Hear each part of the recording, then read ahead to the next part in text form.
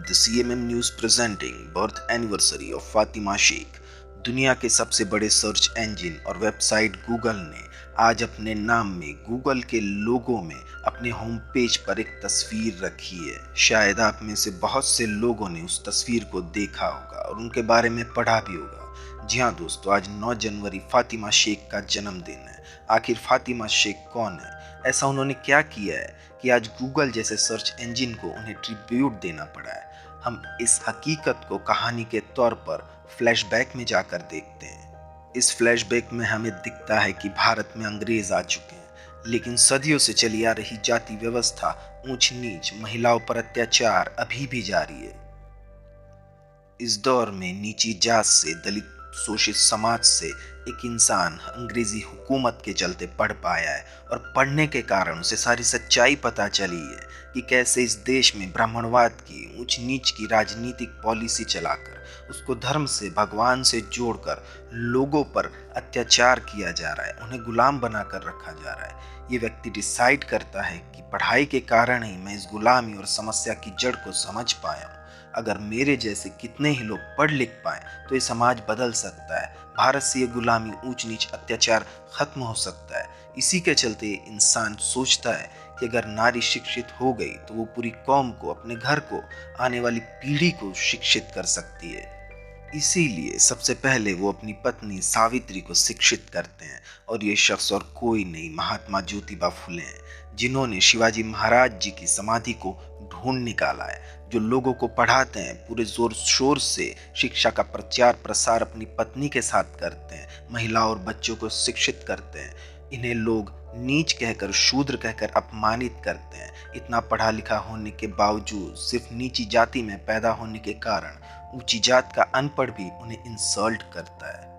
अब ज्योतिबा फुले ये डिसाइड करते हैं कि जो चाहे हो जाए, मेरी जान ही क्यों ना चली जाए, मैं भारत की बेटियों को और बच्चों को और उन सभी को जो अनपढ़ है, जो डर के रहते हैं, उन्हें शिक्षित करूंगा, उन्हें उनका हक दिलवाऊंगा। और उनके साथ इनकी पत्नी सावित्री भी, इन पर गोबर फेंका जाता है, गालियां दी जाती है, कई तरह के अपमान सहकर सावित्री और ज्योतिबा लड़कियों को पढ़ाते हैं, महिलाओं को, बच्चों को शिक्षित करते हैं। ये दौर ऐसा है जहां अंग्रेजों का राज है। सारे भारत में सरकारी ऑफिसों से लेके बड़े ओहदे पर स्वर्ण समाज के लोग हैं। अंग्रेज जाति प्रथा नहीं मानते, लेकिन वो बड़े ओहदों पर है। उन तक ये बिचौलिए, सरकारी नौकर जो सवर्ण है, जो ऊंची जात से आते हैं, उन तक कोई भी बातचीत नीचे के तबके की पहुंचने नहीं देते हैं। इस दौर में ऐसा भी है कि ऊपर से मिलने वाली सहाय भी नीचे तक नहीं पहुंचती है। यहाँ जातिवाद है, गरीबी है, करप्शन है, मौत का डर है। माहौल ऐसा है कि भारत में ब्राह्मण ने पैदा की हुई जाति प्रथा की दीमक मुस्लिम समुदाय में भी लग चुकी है। सबसे ज्यादा मुश्किल इन्हें पढ़ाना लिखाना है, क्योंकि पहले तो अंग्रेजी सरकार, उसके बाद भारत के ब्राह्मणी राज की मानसिकता कि लड़कियों को ज्यादा घर से बाहर नहीं जाने देना है, नहीं पढ़ने देना है, सिर्फ चूल्हे चौके में उन्हें झोंक देना है। ऊपर से मुस्लिम कम्युनिटी की भी कई बंदिशें, कई नियम न चाहते हुए भी इन्हें मानना पड़ता है। लेकिन फिर भी ज्योतिबा और सावित्री नहीं रुकते। फुले दंपत्ति को उनकी जाति, उनके परिवार और सामुदायिक सदस्यों ने उनके इस काम में उनका साथ नहीं दिया होता है। आसपास के सभी लोगों द्वारा त्याग दिया जाता है। तब सावित्री, ज्योतिबा आश्रय लेने की तलाश में रहते हैं और समाज के उत्पीड़न के खिलाफ लड़ने के, अपनी शिक्षा के प्रचार प्रसार के, अपने पढ़ाने के, सबको शिक्षित करने के सपने को पूरा करने के लिए अपने घर से निकल पड़ते हैं। अपनी खोज के दौरान वो पूना के गंजपेट तक आ पहुंचते हैं और आखिरकार महाराष्ट्र के पूना के गंजपेट में उन्हें अपनी ही तरह ऐसी ही सोच वाले क्रांतिकारी मिलते हैं। ये दोनों भाई बहन होते हैं। उसमें से एक का नाम होता है मियाँ उस्मान शेख और उनकी सिस्टर का नाम होता है फातिमा शेख। ये दोनों भाई बहन सावित्री और ज्योतिबा की बातों से, उनके काम से बहुत ज़्यादा प्रभावित होते हैं और कहीं ना कहीं वो भी इस अच्छे काम में, लोगों को पढ़ाने में और मुस्लिम महिला शिक्षित हो सके, उसके लिए इनके मिशन के साथ जुड़ जाते हैं। फातिमा शेख भारत की और शायद दुनिया की पहली ऑफिशियल महिला टीचर है। अब उस्मान शेख फुले और सावित्री को अपना घर दे देते हैं और उसमें एक स्कूल भी शुरू करते हैं। 1848 में उस्मान शेख और उसकी बहन फातिमा शेख के घर में एक स्कूल खोला जाता है। ये हकीकत अब आगे बढ़ती है कि पूना की ऊंची जाति से लगभग सभी लोग फातिमा और सावित्रीबाई फुले के खिलाफ होते हैं और उनका सामाजिक अपमान करके उन्हें रोकने की भी कोशिश की जाती है। यह फातिमा शेख ही थी जिन्होंने हर संभव तरीके से दृढ़ता से सावित्री और ज्योतिबा फुले का साथ दिया होता है। ये कहानी अब प्रेजेंट में यानी कि 2022 में आ गई है। इतने सालों बाद भी 1848 में उनके किए हुए काम और हमारी माताओं बहनों की तरक्की चीख चीख कर उनका इतिहास बयान कर रही है कि जिसको आज दुनिया का सबसे बड़ा सर्च इंजन गूगल, उसको भी नोटिस करना पड़ा है। गूगल दुनिया के हर एक लोगों तक, कोने कोने तक इसे पहुंचा रहा है। दरअसल भारत की हर महिला को इनका शुक्रगुजार होना चाहिए। आज अगर पुरुष के बराबर का हक महिलाओं को मिला है तो सिर्फ इनकी शुरू की हुई कोशिशों के कारण।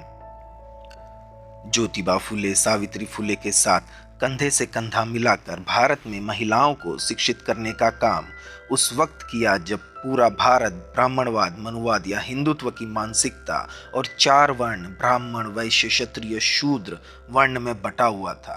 अत्याचार अपने चरम पर था। महिलाओं को नौकरानी या पैर की जूती से ज्यादा और कुछ नहीं समझा जाता था। इनको ज्यादा अधिकार नहीं दिए जाते थे।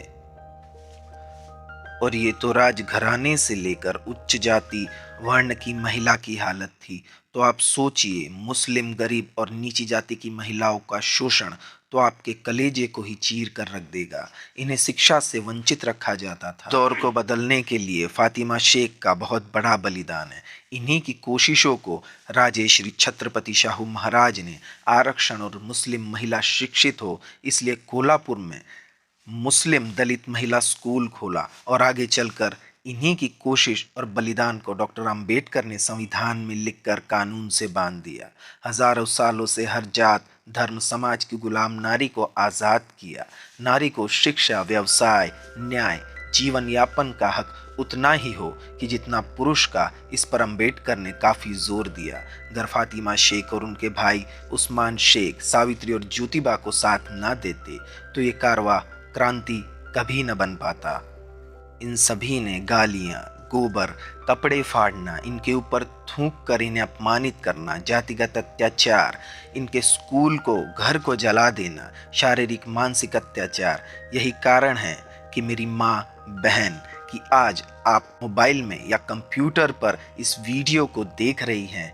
ये आपकी लिपस्टिक, आपका फैशन, आपका एजुकेशन, आपका कंफर्ट, आपका इतना नॉलेज, आपकी शख्सियत, आपकी हैसियत, आपकी इतनी वैल्यू और तो और आपका गुरूर माँ सावित्रीबाई फुले, माँ फातिमा शेख की कुर्बानियों का नतीजा है। और आपकी तरक्की देखकर आज भी उनकी रूहें फक्र और शान से मुस्कुरा रही होगी। द CMM न्यूज़ माँ फातिमा शेख के त्याग, बलिदान, समाज कार्य के लिए कोटि कोटि नमन करता है और इन्हीं की कोशिशों से हमारे हाथ में आई हुई कलम की नोक से और डंके की चोट से इन्हें सलाम करता है। Happiest birthday to Fatima Sheikh.